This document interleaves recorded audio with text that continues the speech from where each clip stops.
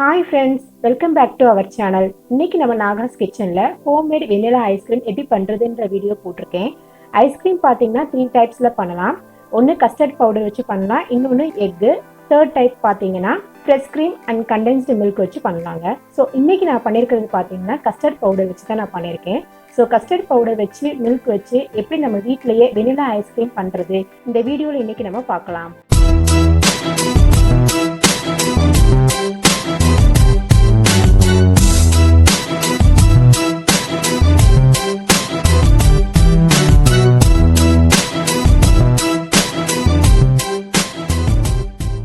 So ice cream செய்கிறதுக்கு பார்த்தீங்கன்னா நான் இன்றைக்கி 1 லிட்டர் ஃபுல் க்ரீம் மில்க் எடுத்திருக்கேன்.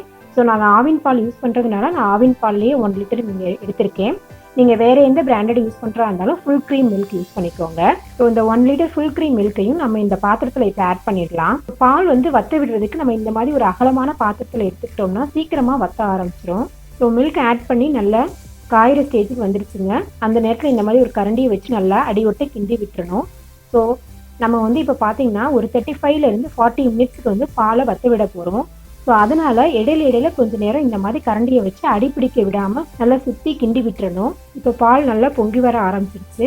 ஸோ இந்த ஸ்டேஜில் அடுப்பை சிம்மில் வச்சிடலாம். ஸோ அடுப்பை சிம்மில் வச்சுட்டு அந்த பாத்திரத்தில் ஓரமாக உள்ள இந்த நுரைய அந்த ஆடையை எல்லாத்தையும் நம்ம நல்லா வலிச்சு விட்டு நல்லா அடிவொட்ட கிண்டி விட்டுறணும்.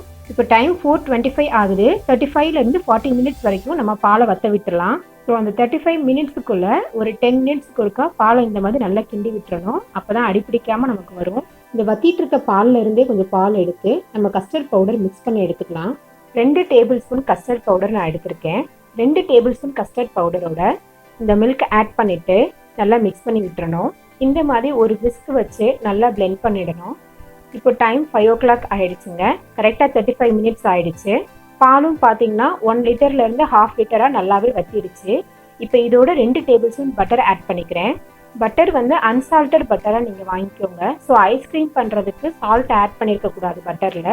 ஸோ அன்சால்டட் பட்டர்னு பார்த்து வாங்கிக்கோங்க. ஸோ பட்டர் ஆட் பண்ணதுக்கப்புறமா 200 கிராம்ஸ் நான் சுகர் இதோட ஆட் பண்ணிக்கிறேன். ஸோ சுகர் நல்லா மிக்ஸ் ஆனதுக்கப்புறமா ஸோ இந்த மிக்ஸ்டு கஸ்டர்ட் பவுடரை நம்ம கொஞ்சம் கொஞ்சமாக இதோட ஆட் பண்ணி மிக்ஸ் பண்ணி விட்டுக்கிட்டே இருக்கணும். 1 டேபிள் ஸ்பூன் வெனிலா எசன்ஸ் இதோட ஆட் பண்ணிக்கலாம். ஸோ கஸ்டர்ட் பவுடரை ஆட் பண்ணிவிட்டு அதோட வெனிலா எசன்ஸை ஆட் பண்ணதுக்கப்புறமா ஒரு 10 மினிட்ஸ் வரைக்கும் நீங்கள் கைவிடாமல் நல்லா கிண்டி விட்டுறணும். ஸோ ஒரு 10 மினிட்ஸ் கழித்து நமக்கு இந்த பால் நல்லா கெட்டி ஆயிடுச்சு. ஸோ இப்போ அடுப்பை நம்ம ஆஃப் பண்ணிவிட்டு பாலை நல்லா நம்ம ஆற விட்டுறலாம்.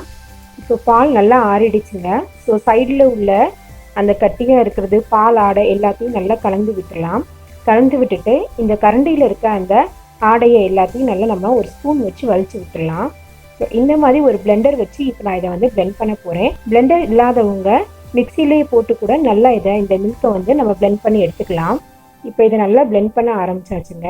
நல்லா பிளெண்ட் பண்ணால் தான் நமக்கு ஐஸ்கிரீம் நல்லா க்ரீமியாகவும் வரும். இதை இப்போ பார்த்தீங்கன்னா நான் ஃப்ரிட்ஜை ஃபுல் கூலிங்கில் வச்சுட்டு ஃப்ரீசரில் ஒரு 2 hours நான் இதை வச்சு எடுக்க போகிறேங்க. நீங்கள் ஃபுல் கூலிங்கில் வச்சுருந்தீங்கன்னா தான் 2 hours கழிச்சு நம்ம திருப்பி எடுத்து பிளெண்ட் பண்ண முடியும். அப்படி இல்லை நார்மல் கூலிங்கில் இருந்ததுன்னா ஒரு 3 hours வரைக்கும் நீங்கள் கழிச்சுட்டு தான் இதை எடுத்து திருப்பி நம்ம பிளெண்ட் பண்ணணும். ஸோ பிளெண்ட் பண்ணி முடிச்சதும் இந்த மாதிரி ஒரு ஏர்டைட் கண்டெய்னரில் நம்ம இதை ஊற்றிடலாம். இப்போது ஸோ ஏர்டைட் கண்டெய்னரில் ஊற்றினதுக்கப்புறமா இந்த மாதிரி ஒரு கவர் போட்டுட்டு அதுக்கப்புறமா லிட்டை வச்சு நல்லா க்ளோஸ் பண்ணுங்கள். அப்படி க்ளோஸ் பண்ணிங்கன்னா தான் ஐஸ் கிறிஸ்டல்ஸ் நம்ம ஊற்றி வச்சுருக்க அந்த மிக்சரில் விழாமல் இருக்கும். ஐஸ் கிறிஸ்டல்ஸ் பட்டுருச்சுன்னா ஐஸ்கிரீம் உங்களுக்கு க்ரீமியாக இல்லாமல் போயிடும். ஸோ இப்போ இதை ஃப்ரிட்ஜை ஃபுல் கூலிங்கில் வச்சுட்டு ஒரு 2 hours உள்ளே வச்சு எடுக்க போகிறேன். ஸோ 2 hours வச்சு எடுத்துகிட்டு வந்துடலாம். 2 hours கழித்து உள்ளே வச்சு நான் எடுத்துட்டேங்க. இப்போ இந்த ஐஸ்கிரீம் நான் ஈவினிங்கில் பண்ணியிருக்கேன். இது நான் மறுநாள் மார்னிங் ஒரு 11 o'clock சாப்பிட்றதுக்காக ரெடி பண்ணியிருக்கேங்க. ஸோ 2 hours கழித்து நம்ம இந்த கவர் எடுத்துகிட்டு பார்க்கலாம். ஸோ இப்போ மேலே மட்டும் கொஞ்சம் கெட்டியாக இருக்குது, அடியில் உள்ளதெல்லாம் லிக்விடாக தான் இருக்குது. இன்னும் நமக்கு கெட்டியாக ஆகலை ஐஸ்கிரீம். ஸோ செகண்ட் டைம் நம்ம இப்போ பிளெண்ட் பண்ண போகிறோம். ஸோ ஆல்ரெடி நம்ம பிளெண்ட் பண்ண இந்த பாத்திரத்துலையே இந்த மில்க்கை நம்ம ஊற்றிடலாம். ஸோ இந்த பிளெண்டரை வச்சு திருப்பி நம்ம நல்லா பிளெண்ட் பண்ணிடலாம்.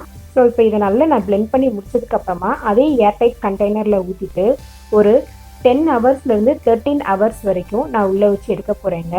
ஸோ நீங்களும் ஐஸ்கிரீம் பண்ணணும் அப்படின்ற பிளான் பண்ணியிருந்தீங்கன்னா முத நாளே ஐஸ்கிரீம் பண்ணி நைட்டு இந்த மாதிரி பிளெண்ட் பண்ணி ஃப்ரிட்ஜில் வச்சு எடுத்துருங்க. ஒரு 10 ஹவர்ஸ்லேருந்து 13 ஹவர்ஸ் வரைக்கும் நம்ம ஃப்ரிட்ஜில் வச்சு எடுத்தோம்னா தான் நமக்கு நல்லா ஐஸ்கிரீம் வந்து செட் ஆகி வரும்.